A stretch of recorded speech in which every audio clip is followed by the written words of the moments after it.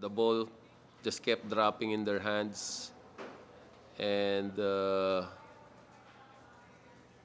they just kept getting back the lead when we were able to secure the lead. No? But I thought that goaltending call was a break that was due to us. No? Masyado nang marami yung breaks nila na bumabagsak yung bola sa kanila na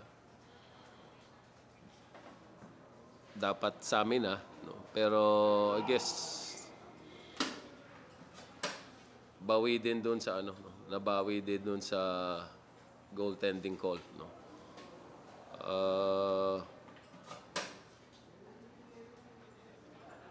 I felt sure it was a goaltend, no? But I was still in doubt whether the referees would call it in the review. No? But there was enough time left for us to make a play.